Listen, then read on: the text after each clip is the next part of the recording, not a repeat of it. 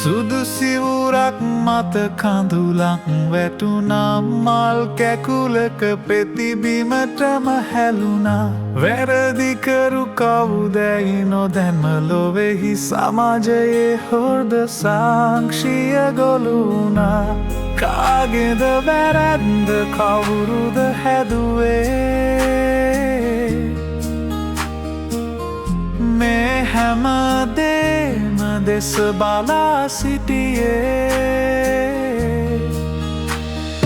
ආගම දහමයි හිස මත තැබුවේ භක්තිය විතරයි ඇස් දෙක සෙව්වේ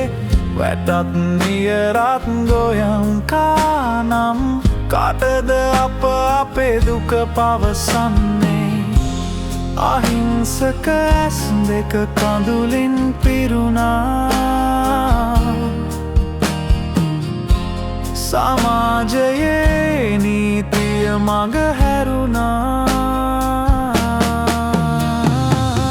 සුදු සිවුරක් මත කඳුලක් වැටුණා මල් ගැකුලක පෙතිබිමටම හැලුණා වැරදිකරු කවුදැයි නොදැනම වෙහි සමාජයේ හොර්ද සාක්ෂිය ගොලුණා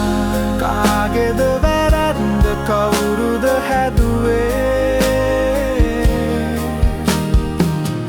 මේ හැමදේම දෙස බලා සිටියේ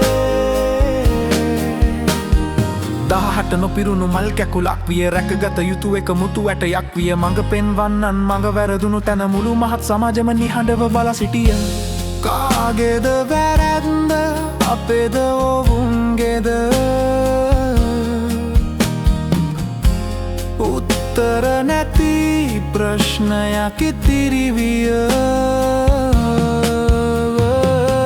තවත් එක මලක් තැලි පොඩි වී ගියා ලෝකය සුපුරුදු ලෙසම කැරකී ගියා වැරදිකරු සෙවීමට වඩා වැදගත් මේ වසනය නැති කිරීමයි ලොවට කියා